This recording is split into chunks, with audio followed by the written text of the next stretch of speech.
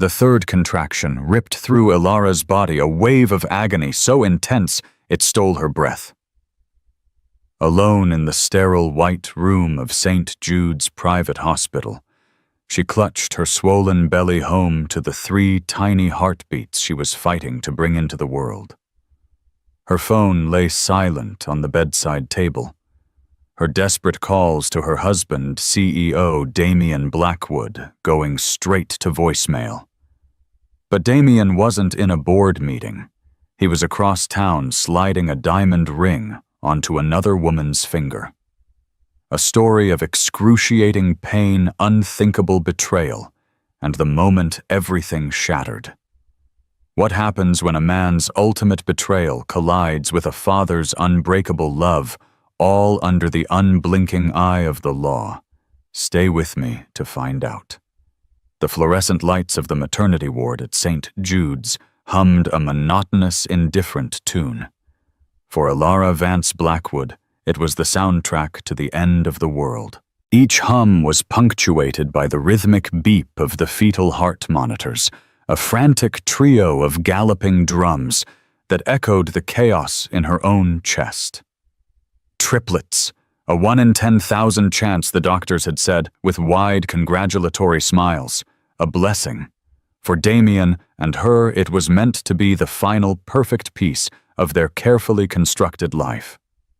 "Just breathe through it, honey," a kind-faced nurse named Grace murmured, wiping a cool cloth across Ilara's sweat-drenched forehead. "Your pressure is a little high. We need you to stay calm. Have you reached your husband?" Ilara squeezed her eyes shut, another contraction building like a tidal wave. The question was a physical blow.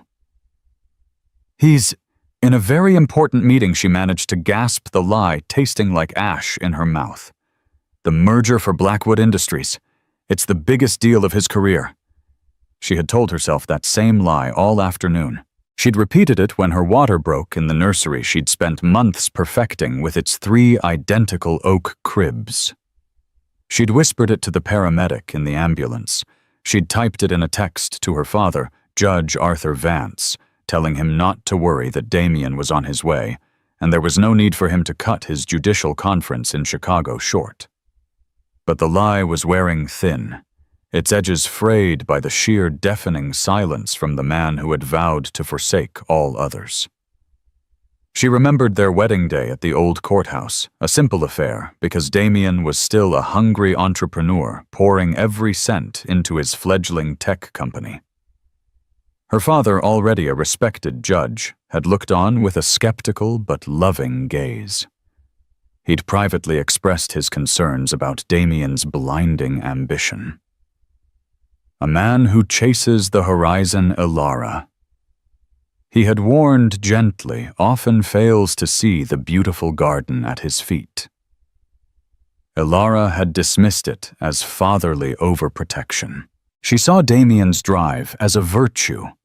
She had supported him unequivocally, using her own trust fund, a carefully guarded secret from Damien managed by her father to give his company its first significant anonymous cash injection. She believed in him. She was the garden he would always come home to.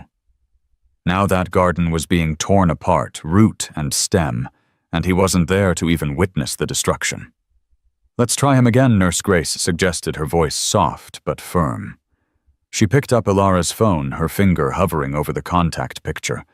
Damien smiling in a crisp suit, Ilara's head resting on his shoulder, taken just last year at the company gala. They looked like a power couple. Invincible. The phone rang once, twice, 3 times. Straight to voicemail. "Damien Blackwood's office. You've reached my personal voicemail. I'm unavailable at present. Please leave a message." The voice was smooth, confident, and utterly detached from the life-or-death struggle happening miles away. A sob escaped Ilara's lips, raw and ragged. The pain of the contractions was immense, but it was nothing compared to the cold dread coiling in her gut. This wasn't just a missed call. This was a statement. This was an absence so profound, It felt like a presence, a cold, dismissive ghost in the room. The doctor, a stern woman named Dr. Albright, entered, her eyes fixed on the bank of monitors. Her brow furrowed.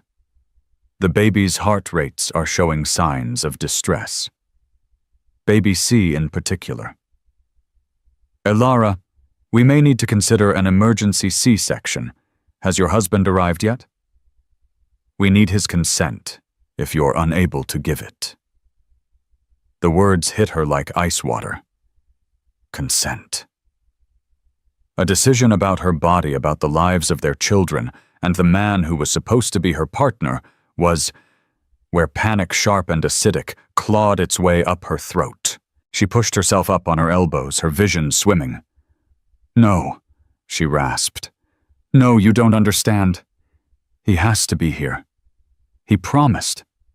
He promised he would be here.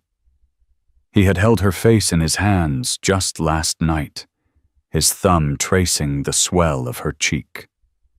No matter what happens, Elara. He'd said, his voice a low, convincing murmur, you and these babies are my world. Nothing will keep me from that delivery room. Another lie. The foundation of her life was built on them. As a new, bone-shattering contraction seized her, forcing a scream from her lungs, Elara Vance Blackwood finally understood. She wasn't just in labor, she was alone. And the man who was her entire world was actively, deliberately choosing not to be there. The silence on his end wasn't an accident. It was an answer. While St. Jude's was a symphony of beeping machines and pained cries, the Gilded Lily restaurant was an oasis of hushed elegance. Crystal chandeliers dripped light onto tables draped in white linen, and the air smelled of truffles, old money, and expensive perfume. In a secluded corner booth, Damien Blackwood held a small velvet box in his hand. Across from him, Isabel Croft watched, her lips curved into a perfect, predatory smile. She was everything Elara was not.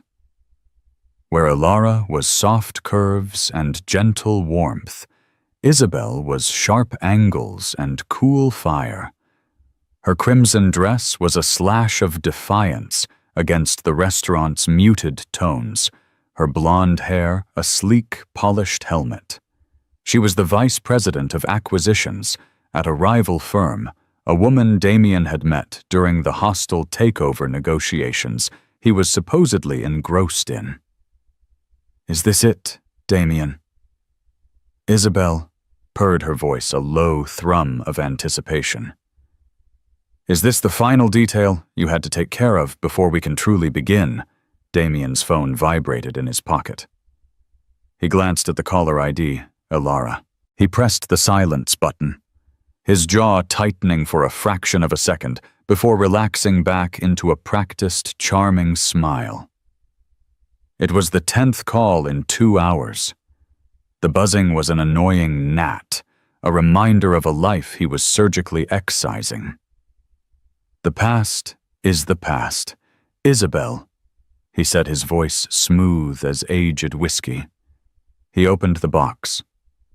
Inside, nestled on a bed of black satin, was a diamond ring.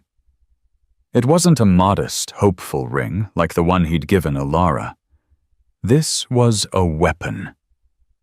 A 7-carat, emerald-cut declaration of victory so brilliant it seemed to drink the light from the room. Isabel's breath hitched. Her eyes, the color of glacial ice, widened. Elara is complicated. Damien continued the word complicated, a euphemism for the triplets she was carrying. In his mind, he had already reframed the narrative. Elara's pregnancy hadn't been a joyous milestone. It had become a trap, a domestic anchor dragging down his soaring ambitions. Isabel, on the other hand, understood power. She understood the ruthless calculus of success. She didn't want a nursery. She wanted a seat on the board. "She's a good woman," he said, a perfunctory nod to the years he was discarding. "But she represents a life I've outgrown. You are the future. You're my equal." His phone vibrated again. A text message this time. "Damien, please. The doctors are worried. I need you." He swiped it away without a second thought. He was closing a deal. This was just a different kind of merger. And the children Isabel asked, her gaze fixed on the diamond. It was the only question that mattered, the final loose end. "They will be provided for, of course," Damien said dismissively. "I'm not a monster. I'll set up a trust. They will carry my name. But my life, my real life, will be with you." That was all she needed to hear. The children were a financial obligation, not an emotional one. A problem to be solved by his accounts department. Damien took her left hand. Her fingers were long and slender, her nails painted the same blood red as her dress. As he began to slide the ring onto her finger, he delivered the words he'd rehearsed. "Isabel Croft, you are the most brilliant, passionate, and formidable woman I have ever met. I want to build an empire with you. Will you marry me?" At that exact moment, miles away, Dr. Albright was shouting orders. "We're losing her! Get her to the OR, now! Code Blue, maternity!" Ilara's eyes were rolling back in her head, the monitors blaring a frantic, screaming alarm as the heartbeats of her unborn children faltered.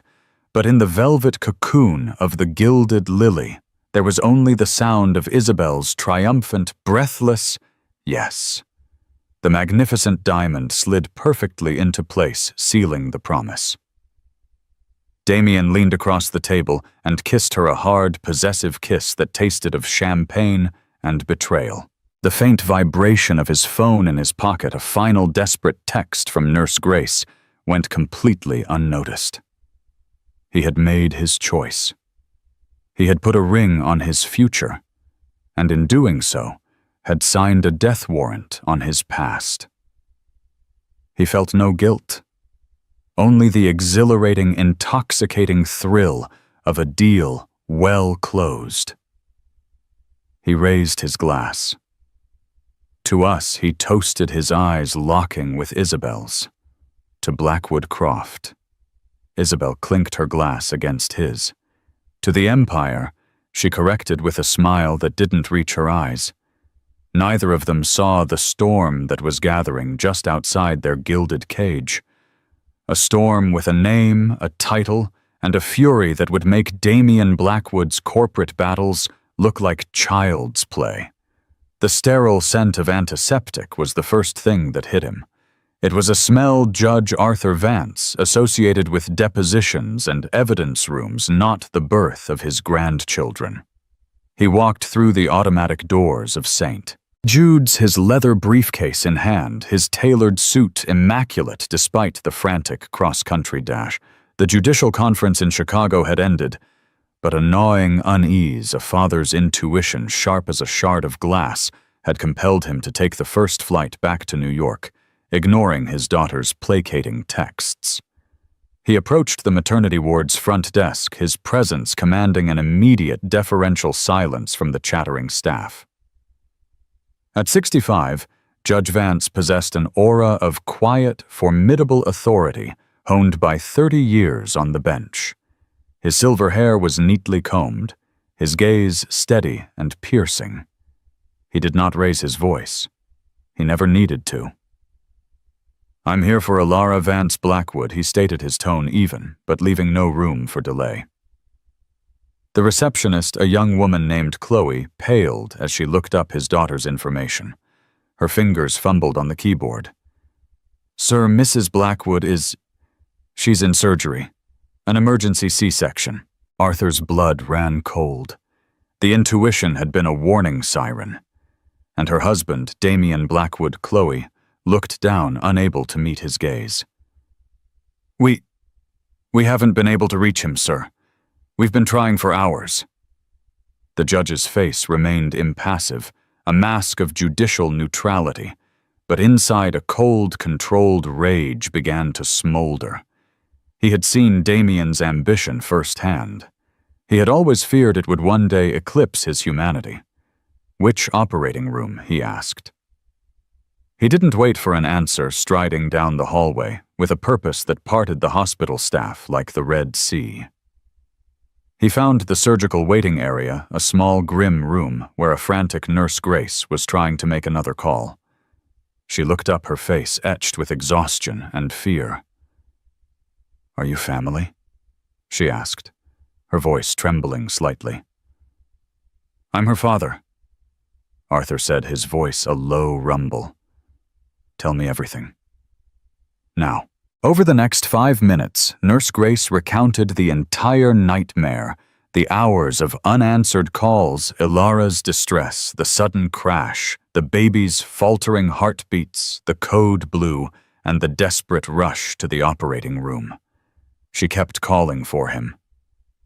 Grace finished, her eyes welling with tears. Right before they put her under, she whispered his name. Judge Vance stood perfectly still, his briefcase held tight in his hand. The smoldering rage was now a silent, white-hot inferno. His daughter, his only child, the brilliant, kind girl who had given up a promising career in art curation to support that man's dream, was lying on a surgical table fighting for her life and the lives of her children, utterly alone. He turned to the nurse. "Give me her phone." Grace hesitated for a moment, then handed it over. Arthur scrolled through the call log. Damien. Damien. Damien. Damien. Dozens of calls, all unanswered. Then he saw the text messages. "Baby C's heart rate is dropping.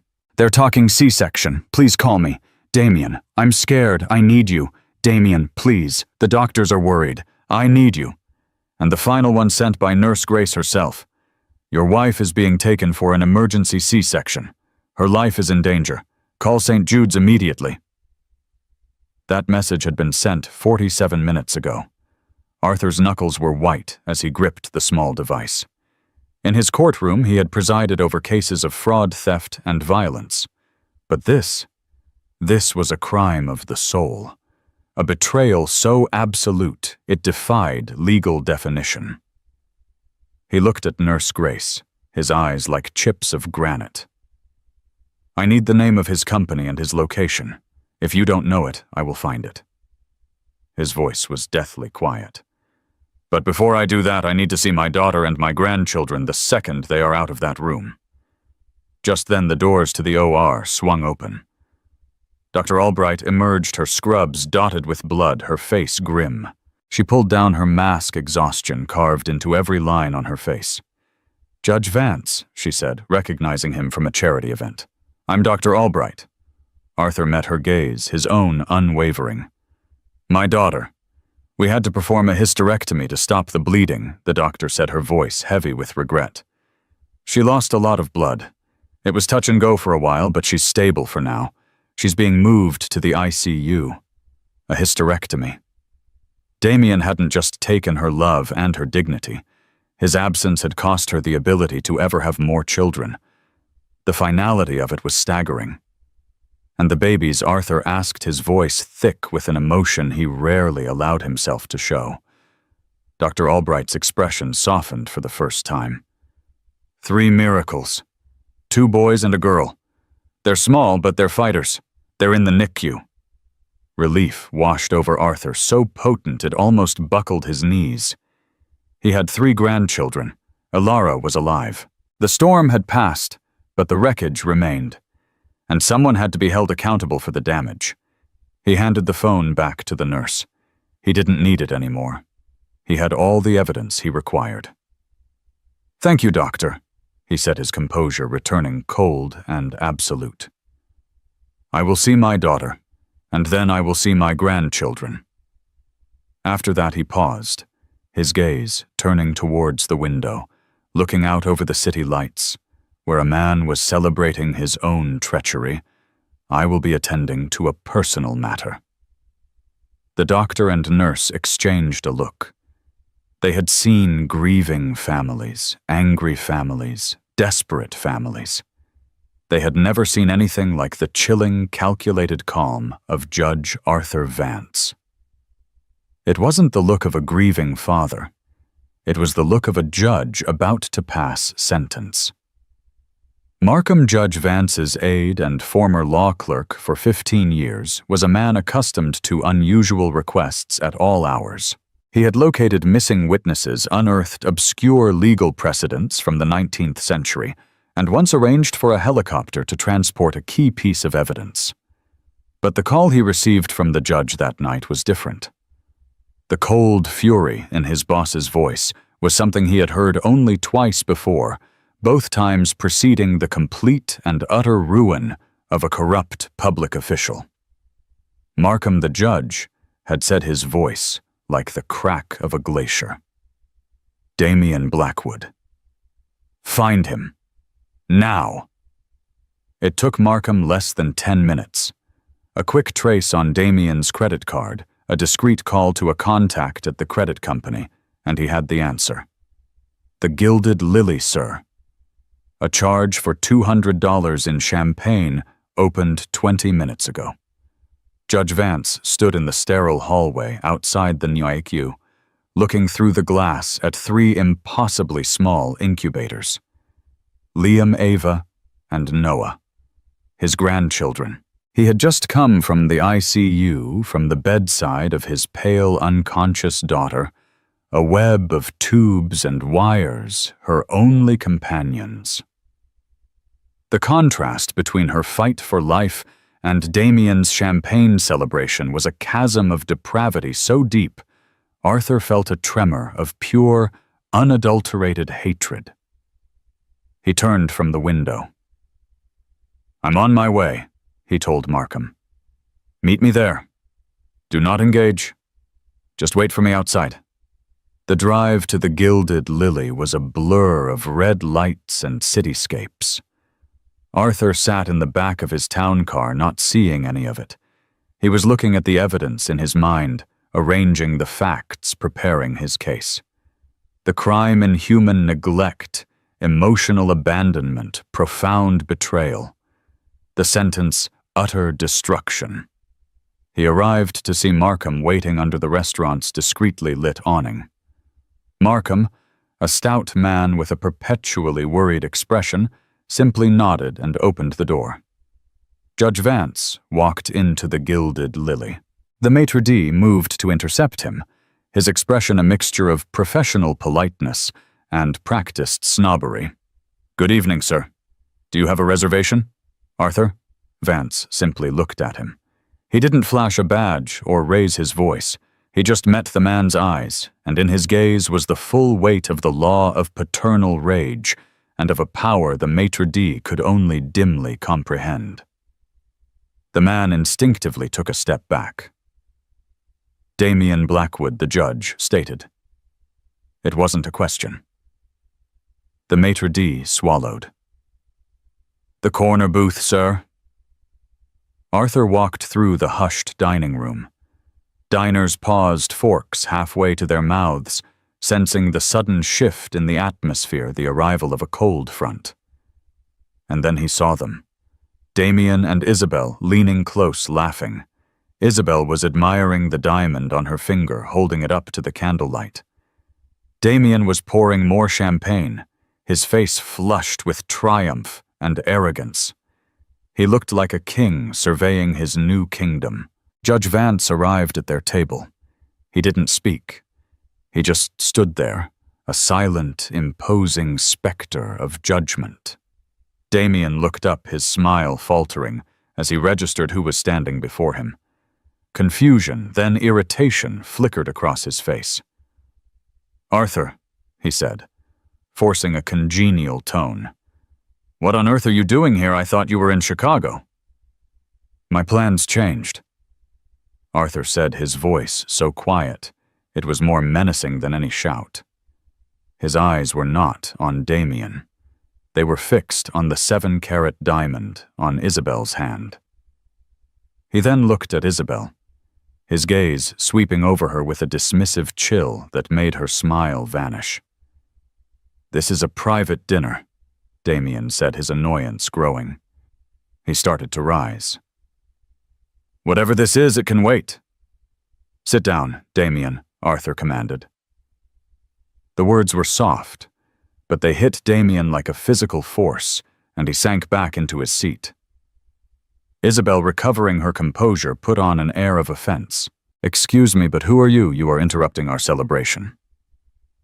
Arthur finally turned his full attention to her. "I am Judge Arthur Vance," he said, letting the title hang in the air.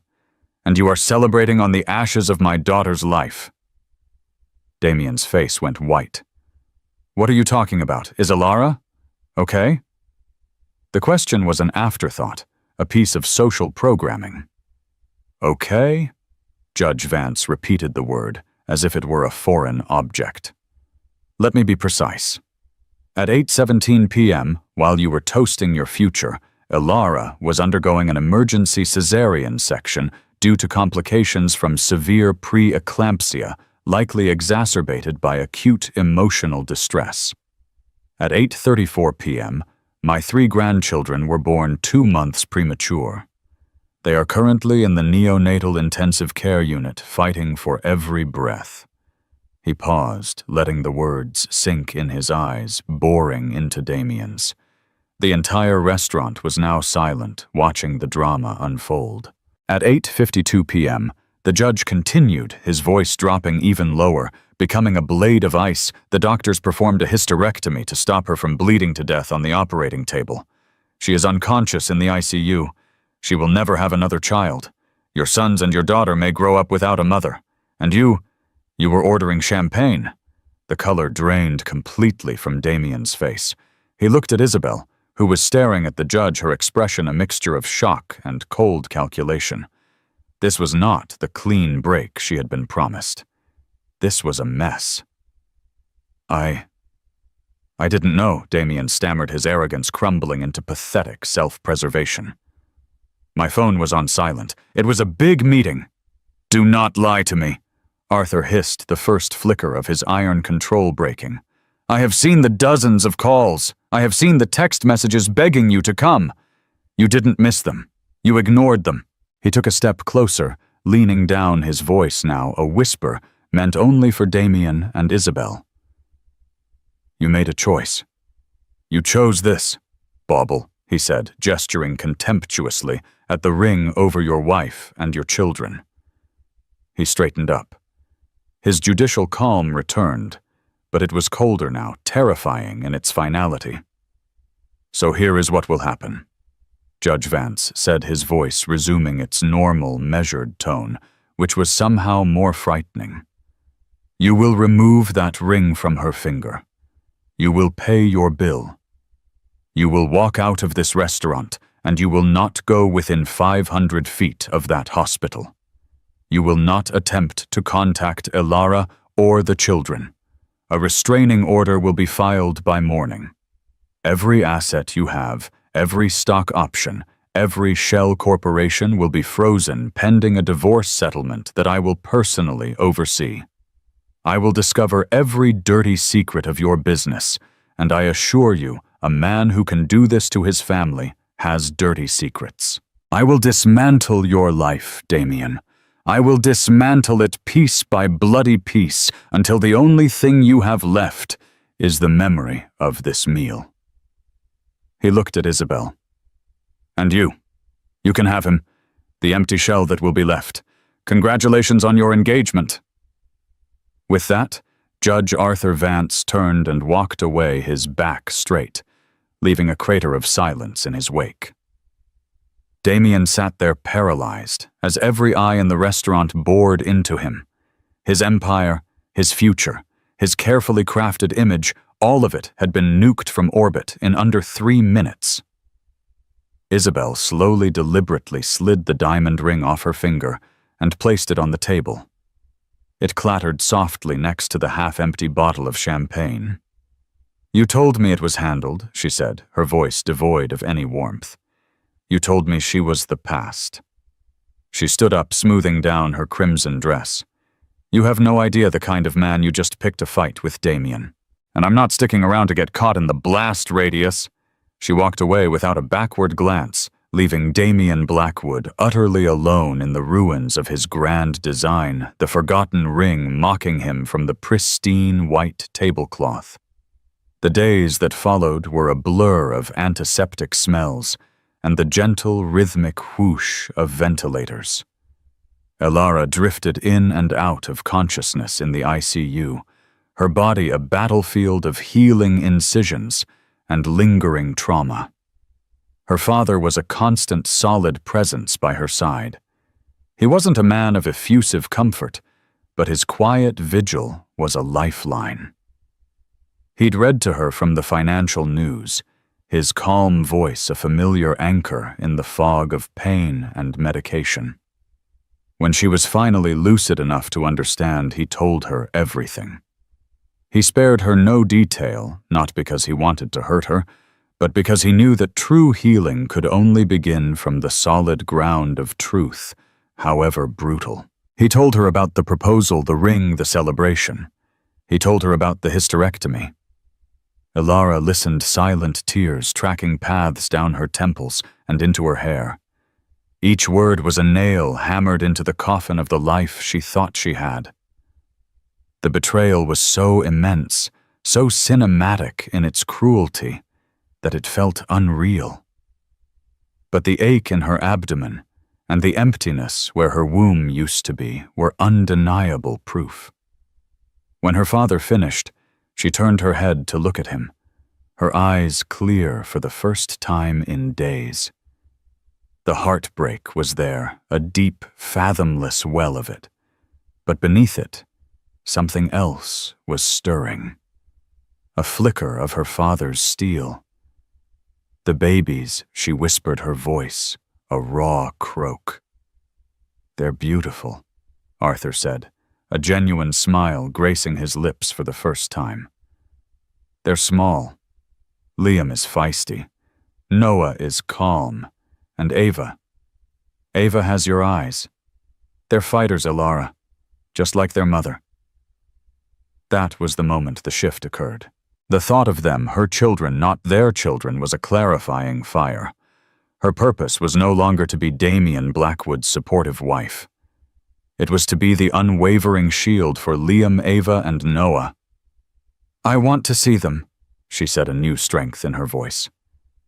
As soon as she was stable enough, they wheeled her bed to the NICU.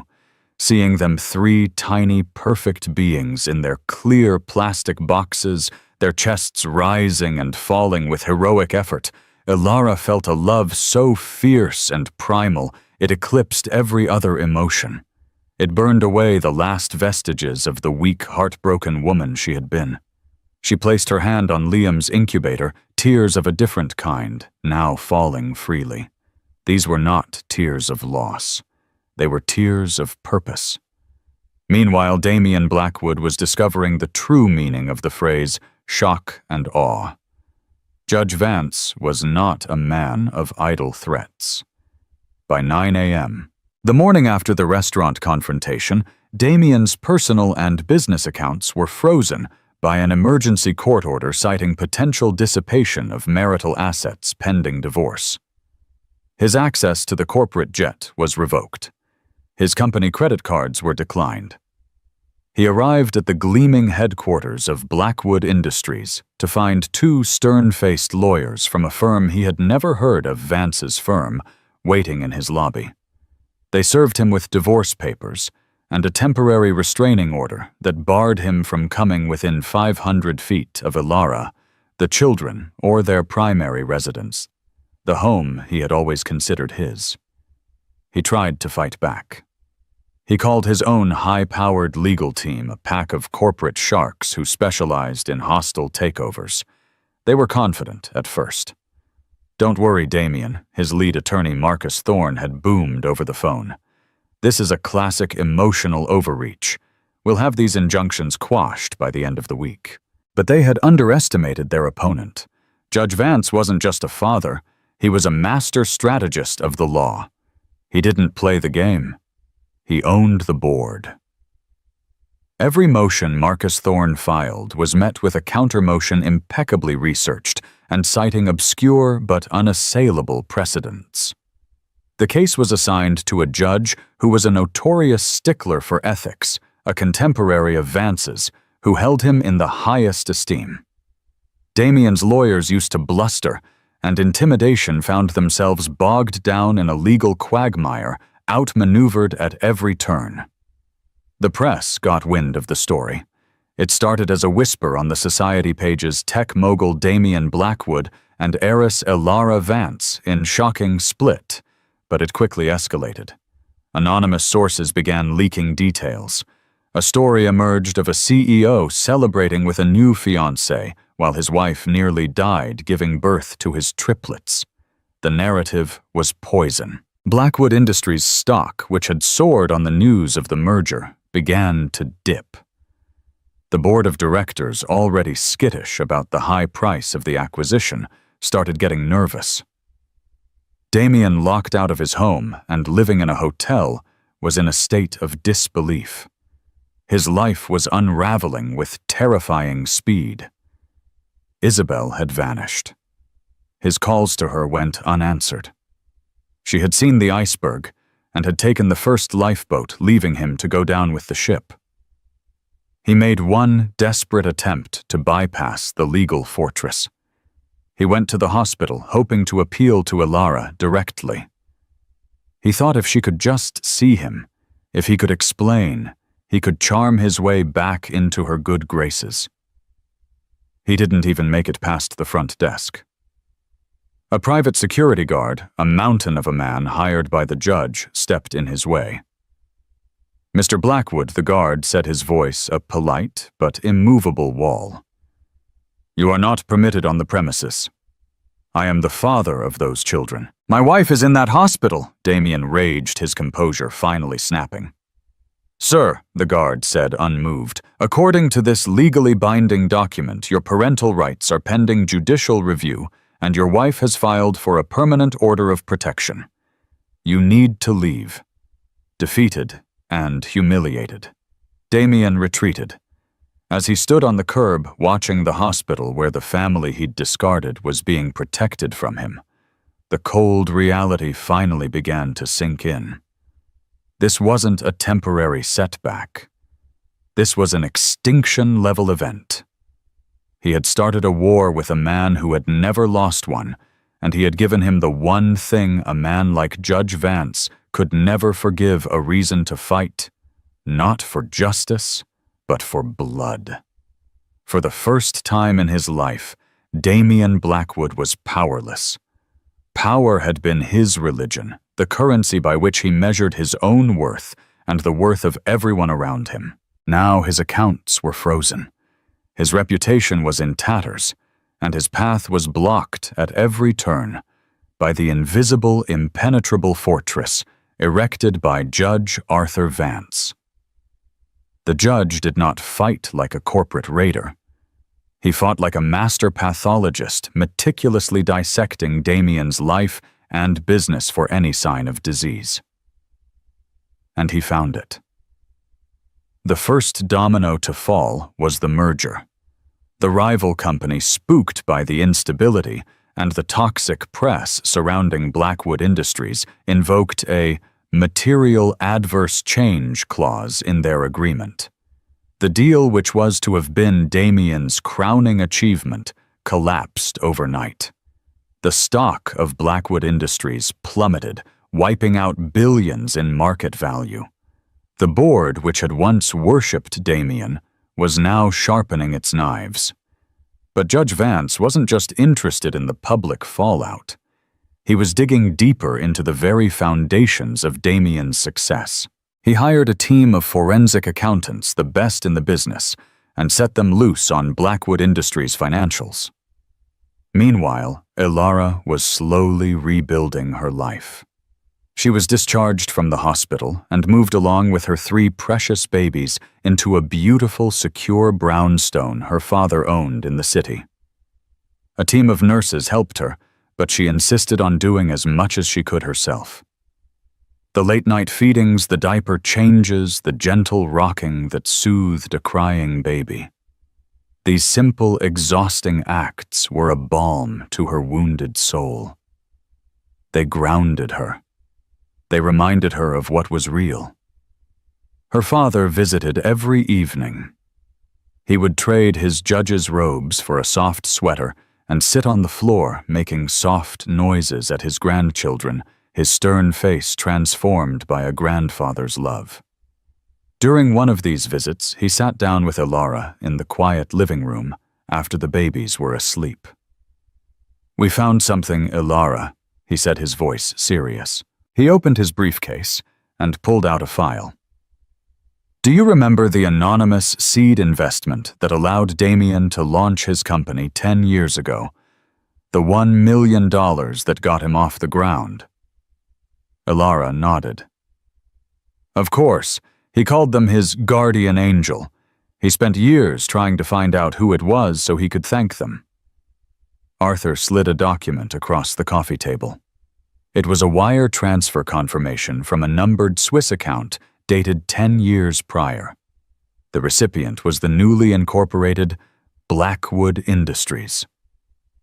"The money," Arthur said gently, "came from your trust fund. I made the investment on your behalf. You were young and so in love, and I saw how much his dream meant to you. I also knew he was too proud to ever accept the money if he knew it came from you or me. So I made it anonymous. I wanted you to have a stake in his success, a secret safety net." Elara stared at the document, the world tilting on its axis once again. The very foundation of his empire, the guardian angel he had mythologized as a testament to his own brilliance and destiny, was her. He had built his kingdom on her money, all while seeing her as a domestic accessory to his greatness. The irony was so bitter it was nauseating. "He never knew," she whispered. "Never," her father confirmed. "And that is our checkmate."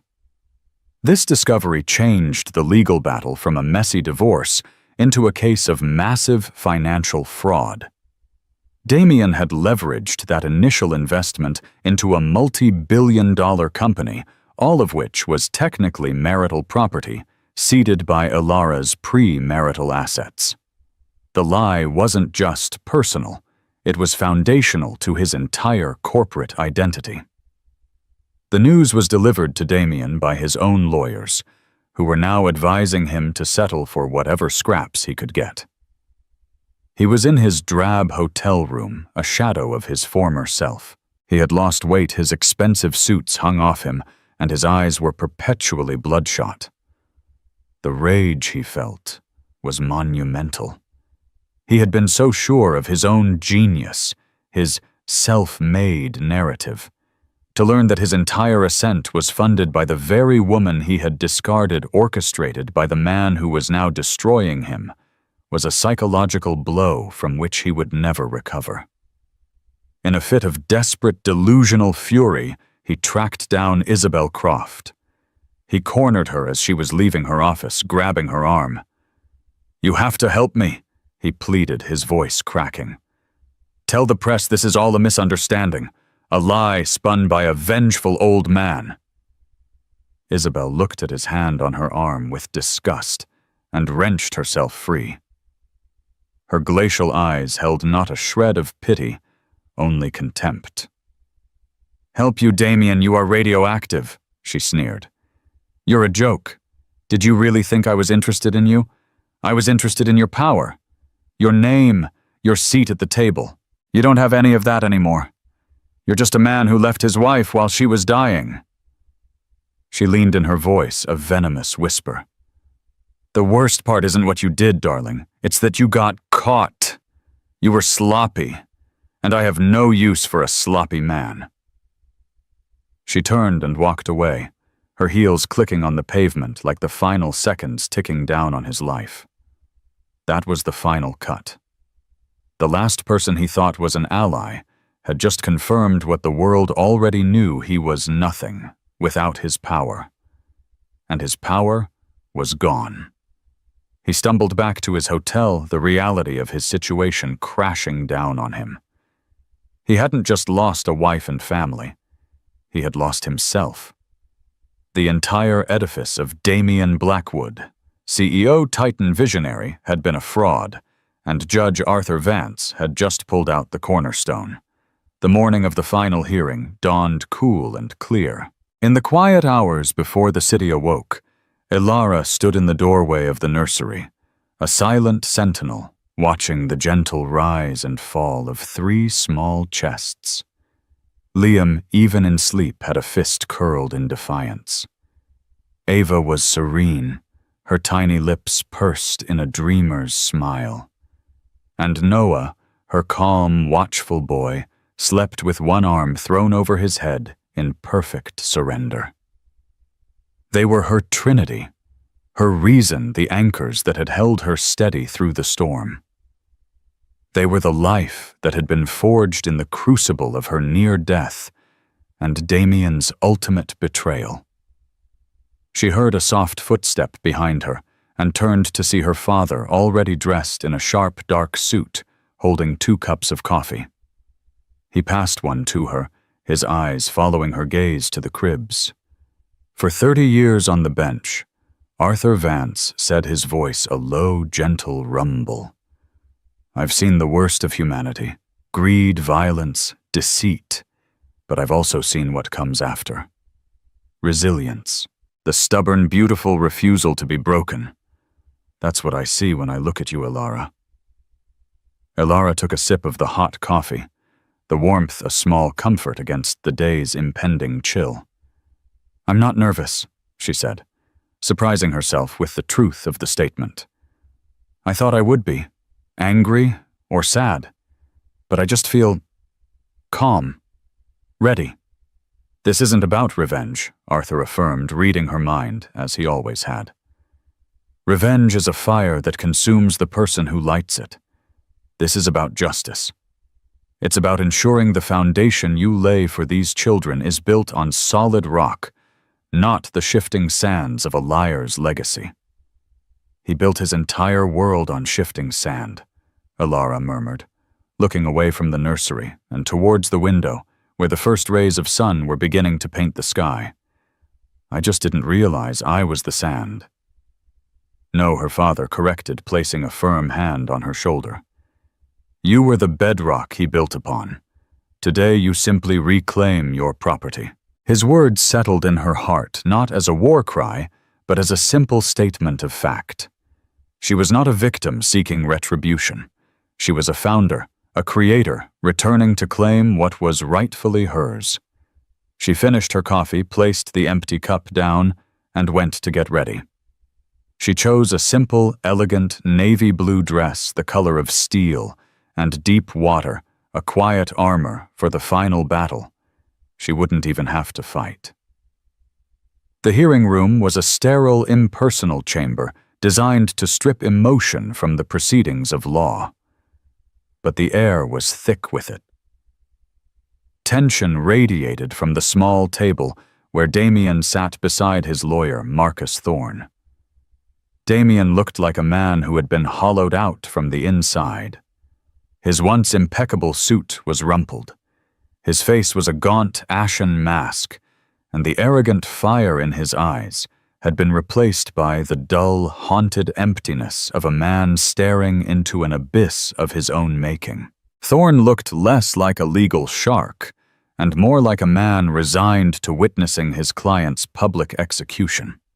Elara entered, flanked by her father's legal team, led by a formidable senior partner named Diana Albright, a woman whose name Elara had chosen for its resonance of strength and deliverance. Elara did not look at Damian.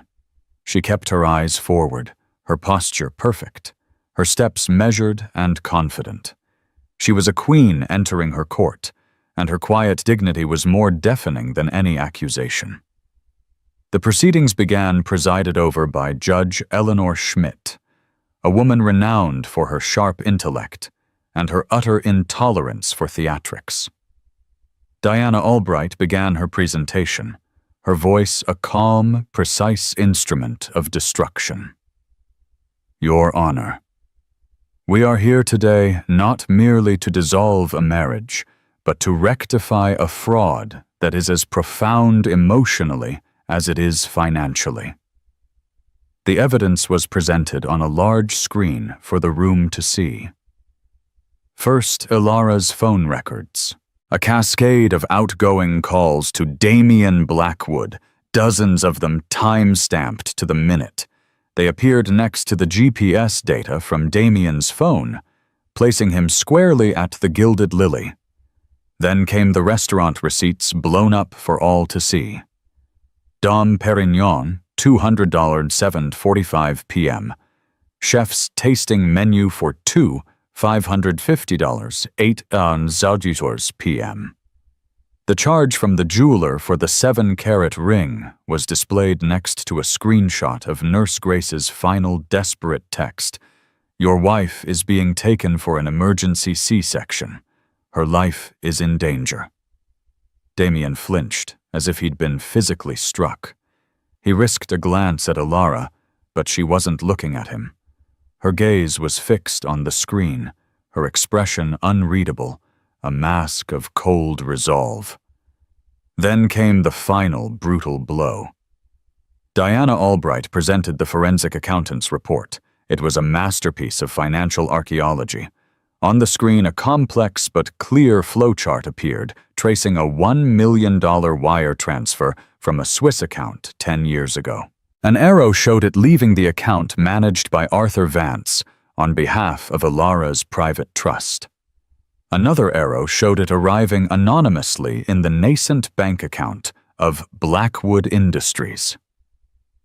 Mr. Blackwood has spent a decade building a myth of himself as a self-made man, Albright stated, her voice resonating with cold authority. He spoke often of a guardian angel investor. The truth, Your Honor, is that his entire empire was built on a foundation of his wife's premarital assets. An empire he sought to steal from her, along with her dignity, as he prepared to begin a new life with another woman. Damian stared at the flowchart, his mind reeling. The story he had told himself, the narrative that fueled his ambition, was a lie. He wasn't a genius chosen by fate. He was just a man who had unknowingly cashed his wife's check. The weight of every condescending remark he'd ever made to her, every dismissal of her life as less important than his work, crashed down upon him. He was a fraud.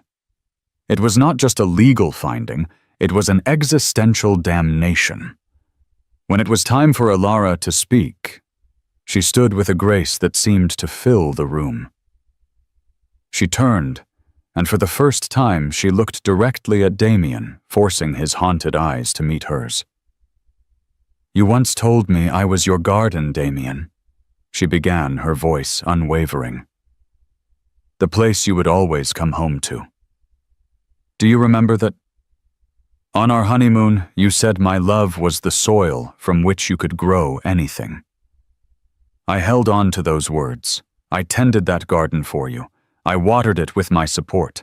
I nourished it with my belief in you, and I sacrificed the sunlight of my own dreams to make sure yours would flourish. But I see now I wasn't your garden. I was just the land, a resource to be endlessly tilled and taken from until you were ready to sell it for a newer, more glamorous plot. Tears of pure, pathetic self-pity began to stream down Damian's face. Ilara saw them and pressed on, her voice gaining a righteous, chilling power. While I was on a sterile hospital bed, my body being torn apart to bring your children into the world you were in, a velvet booth toasting your success. Every contraction I felt, every moment of fear, every desperate call I made that you ignored. You were choosing him, your ambition over us. You didn't just abandon me in my darkest hour. You orchestrated it. You chose the ring over your vows, the champagne over my pain. You tried to salt the earth of my life so that nothing could ever grow there again. You almost succeeded. She paused, taking a deep breath, her gaze never leaving his. "But you made two fatal miscalculations. You underestimated the feral, ferocious strength of a mother fighting for her children, and you forgot that the soil you so carelessly discarded had deep, powerful roots." She finally turned to Judge Schmidt. "I am not asking for revenge, Your Honor. That is a currency he would understand, and I no longer speak his language. I am asking for a future. A clean, safe, and secure future for my 3 children. A future built on the truth of what he took and what we are owed. I want to reclaim my land, Your Honor, not to let it lie fallow in bitterness, but to cultivate it into a world worthy of my children." She sat down. The silence in the room was profound, broken only by Damien's quiet, gulping sobs. Judge Schmidt looked down from her bench, her expression one of utter contempt. "Mr. Blackwood," she began, her voice cutting through the air like a shard of ice. "In 15 years on the bench I have seen greed and infidelity, but rarely have I seen them so pathologically intertwined with such a staggering degree of cruelty and cowardice. What has been presented here today is not just a breach of contract, but a case of moral bankruptcy so profound it is a stain on this court." Her judgment was a swift, brutal demolition. Elara was granted sole legal and physical custody of Liam, Ava, and Noah. A permanent restraining order was put in place. The financial settlement was, as the papers would later call it, biblical. Citing the incontrovertible evidence of the seed funding, Judge Schmidt awarded Elara a 75% controlling interest in Blackwood Industries, effectively ousting Damien from the company he had built on her back. The marital home, all liquid assets, and significant punitive damages were hers. Damien Blackwood was left with just enough to live on, but he was stripped of everything that had defined him: his power, his company, his family, and his legacy. As the hearing adjourned, he made one last desperate move. "Elara," he croaked, stumbling towards her. "Please." Arthur Vance stepped between them, a silent, immovable wall. He didn't say a word. He simply gave Damien a final look, not of anger, but of utter irrelevance. It was the look one gives a piece of trash on the sidewalk before stepping over it. Elara walked past, her head held high without a single backward glance. That was the truest ending. Not a final, angry confrontation, but a quiet, complete erasure. 2 years later, the garden of the city brownstone was a riot of life and color.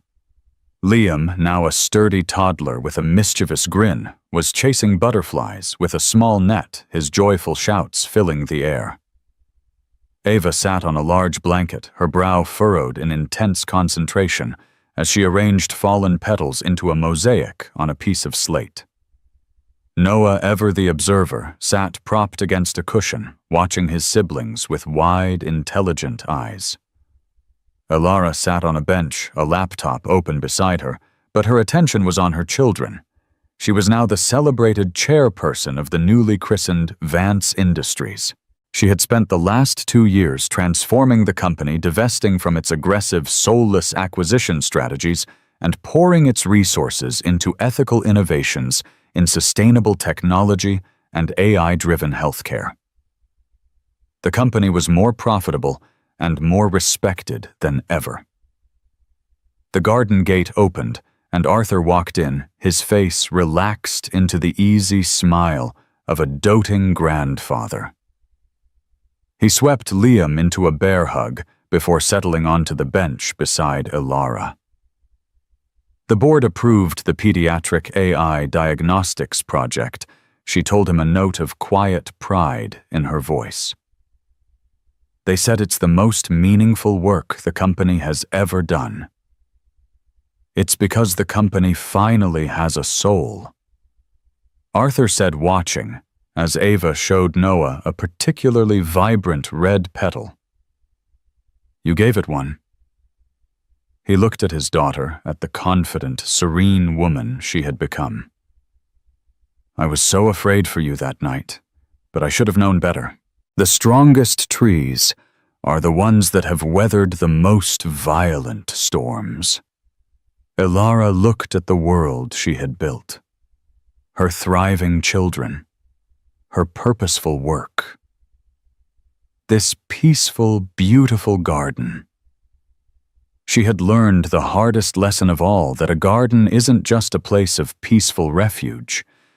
It's a place of fierce, deliberate cultivation. It requires pulling weeds, turning over soil, and protecting new growth with everything you have. She was not a flower in someone else's garden. She was the gardener. This was her land. These were her roots, and her future was a harvest of her own making. Ilara's story is a harrowing testament to the depths of betrayal, but it is also a powerful anthem of resilience.